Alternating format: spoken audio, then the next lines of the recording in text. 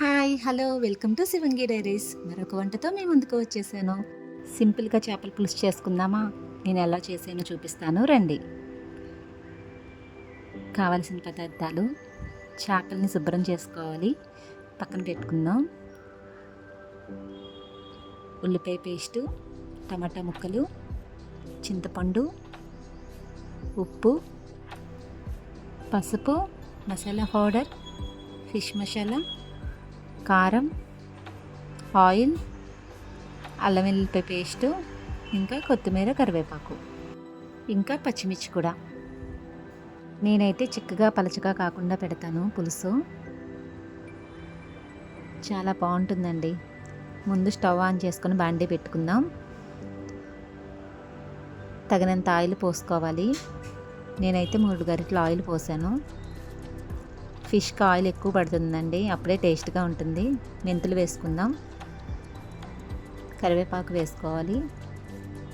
అవి కొంచెం వేగిన తర్వాత ఉల్లిపాయని కచ్చబిచ్చా నూరుకోవాలండి, మరీ పేస్ట్ చేయకూడదు. బాగా వేగనివ్వాలి. అన్నీ రెడీ చేసి పెట్టుకుంటే చాలా త్వరగా అయిపోతుందండి చేపల పులుసు కూడా. తర్వాత కొంచెం వేగింది కదండి, అల్లం వెల్లుల్లిపాయ పేస్టు, పసుపు వేసుకుందాం. ఉప్పు కూడా వేసుకోవాలి. ఆయిల్ తేలే వరకు వేపుకోవాలి. వేగింది కదండి, ఇప్పుడు మనం కారం కూడా వేసేసుకుందాం. కారం, మసాలా పౌడర్ వేసేసుకోవాలి. మీ కారానికి తగ్గట్టు మీరు ఎంతైతే అంత వేసుకోండి. నేనైతే 3 స్పూన్స్ వేసాను. మసాలా పౌడర్ కూడా వేసేసుకుందాం.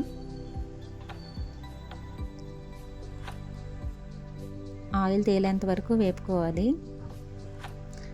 ఇప్పుడు మనం ముక్కలు కడిగి పెట్టుకున్నాం కదండి, అవి కూడా అందులో వేసేసుకొని ఒక 2 మినిట్స్ అందులోనే వేగనిద్దాం ముక్కలను కూడా.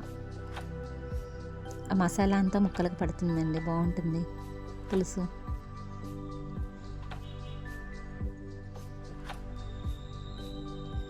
ఏంటి చేపల పులుసు ఇలా చేస్తున్నారు, వేరేలాగా చేయొచ్చు కదా, చేస్తారు కదా అని చాలామంది అనుకుంటారు. ఎవరి స్టైల్లో వాళ్ళు వండుతారు కదండి. ఒక్కొక్కరు ఒక్కొక్క రకంగా వండుతారు. ఒకరు చేసింది ఒకరికి నచ్చదు, కానీ ఇలా చేసుకున్నా చాలా బాగుంటుందండి.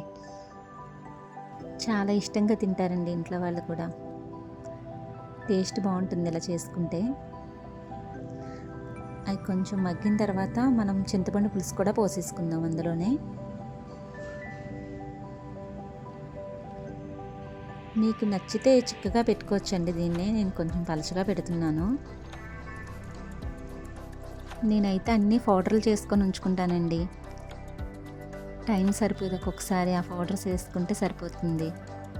అన్నీ వేపుకొని బాగా వేగిన తర్వాత ఇంక మిక్సీలో వేసుకుంటాను పౌడర్లన్నీ. ఫిష్ మసాలా కానీ, చికెన్ మసాలా కానీ అన్నీ కూడా అలా చేసుకుంటాను నేను. ఇప్పుడు పులుసు వేసేసిన తర్వాత పచ్చిమిర్చిని, టమాటా ముక్కలు కూడా వేసేసుకుందాం. టమాటా ముక్కలు కూరగా కోసుకుంటే బాగుంటాయండి. ఇంకా ఇందులో బెండకాయ ముక్కలు కూడా బాగుంటాయండి.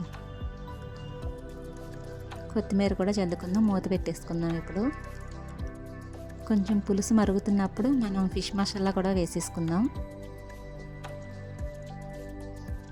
కర్రీ ఉడికిపోయిందండి, జాగ్రత్తగా కలుపుకోవాలి, ముక్కలు విడిపోతాయి కదా. అంతేనండి, రెడీ అయిపోయింది చేపల పులుసు. చాలా టేస్ట్గా ఉంటుంది. పులుపు కూడా మీకు తగినట్టు వేసుకోవాలండి, మరీ ఎక్కువైనా బాగోదు, తక్కువైనా బాగోదు. కరెక్ట్గా ఉంటేనే బాగుంటుంది చింతపండు పులుసు చేపల పులుసులో. ఈ వీడియో కనుక మీకు నచ్చినట్లయితే లైక్ చేయండి, షేర్ చేయండి, సబ్స్క్రైబ్ చేసుకోవడం మర్చిపోకండి.